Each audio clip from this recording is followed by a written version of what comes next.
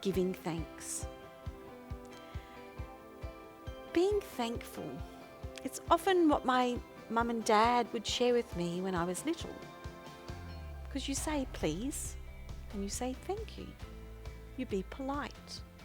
But not polite just for polite's sake. Because it actually makes you feel better. Giving thanks makes you enjoy more, makes you delight more in your life, in what's happening, in little things during the day. It actually makes you feel more grateful. It makes you feel more loving. Don't you like it when someone says thank you to you? I remember I said to Bruce just recently, my husband Bruce, just recently, like, oh, we never got a thank you from someone that we'd given something to. And you're not wanting a thank you to, oh, you are wonderful. But just that they'd even acknowledge that they'd got the gift. I know my mum rings and says, so did the grandchildren get their parcel? Because you don't know if did they get their parcel or did I go adrift in the parcel post? That can happen. But it's something within all of us. We just like to be thanked. In America, they have Thanksgiving. They have an actual official national day where they thank God, thank the family members that are with them, thank who they're with, what they've been given. And that started in 1621.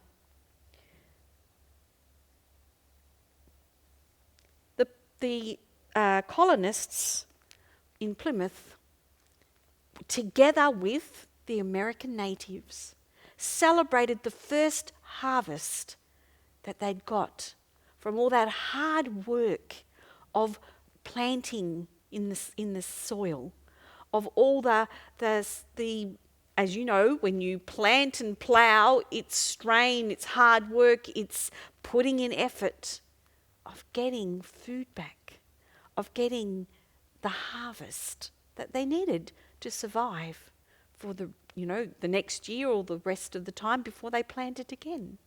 And they wanted to celebrate it. And they had Thanksgiving celebrations in the colonies.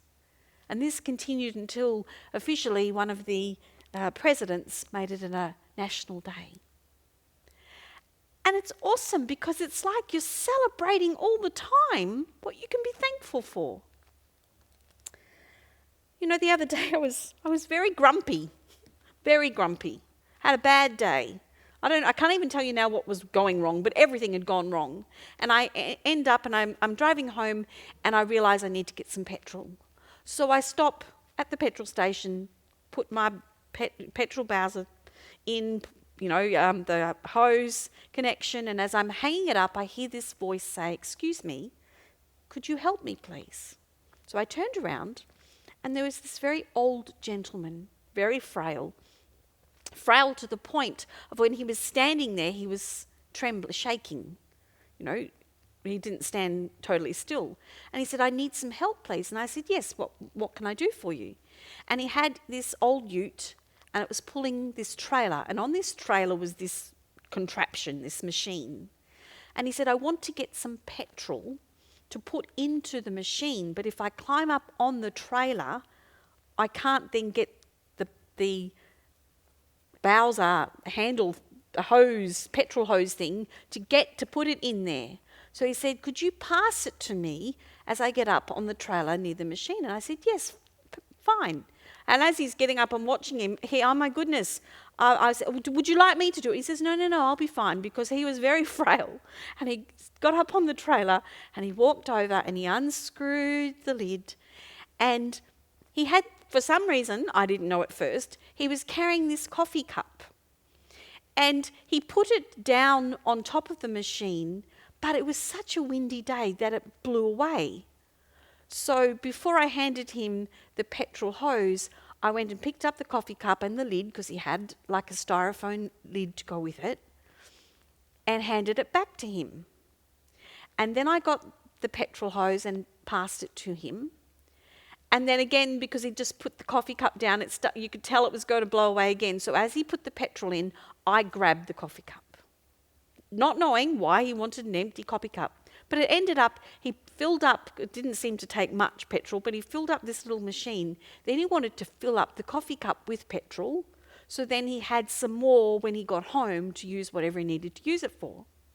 So we're doing this, and it took a little, while. I hadn't even paid for my petrol yet, but we're doing it.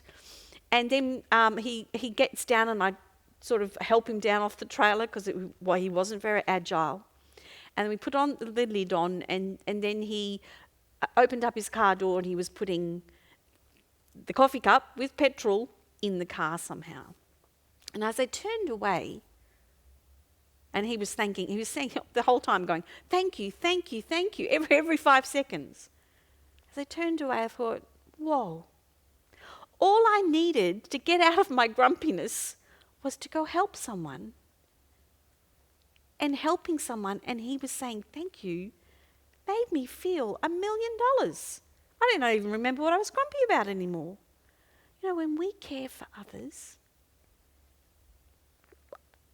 I just was helping him out, but he was thanking me profusely for putting a petrol in his machine and the coffee thing.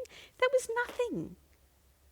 But it made me feel $1 million, and it made me think, so if I'm unappreciative to others, how grumpy they might be the whole day.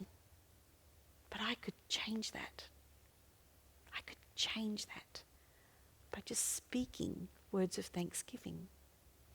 Well, in Psalm 92, King David, was trying to encourage his citizens, the people that lived in Israel with him.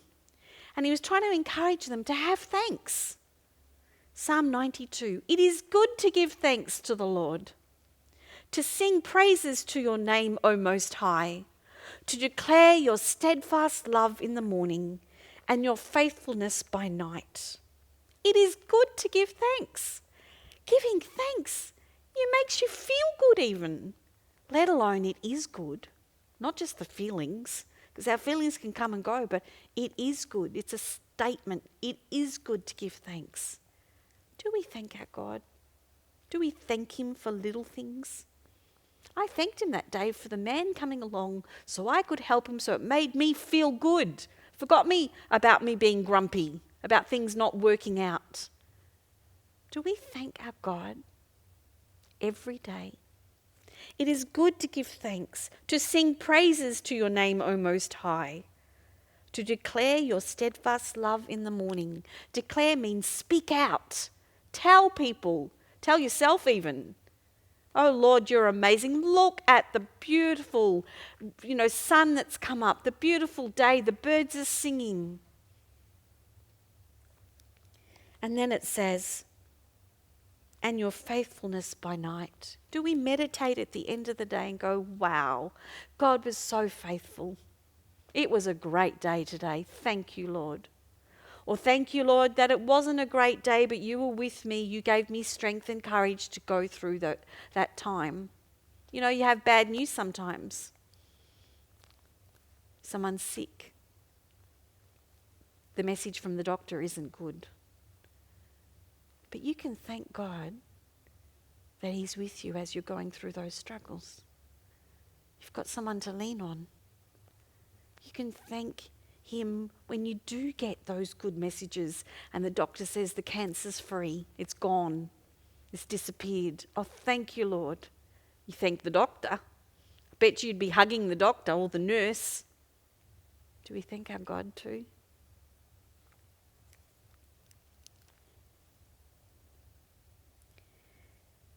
Be reflective of what happens. Be glad, be thankful, be appreciative. Because I know if I feel like that, I'm sure you are the same. So let us be thankful people.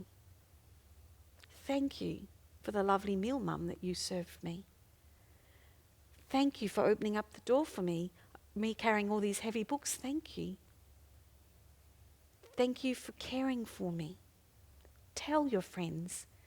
Tell your family. And you go and tell people. Tell the person at the store who's packaging your groceries. thank you. Thank you. And oh, how much better you feel. But we need to share that with people. We need to spread the word to be thankful. Thank you for listening.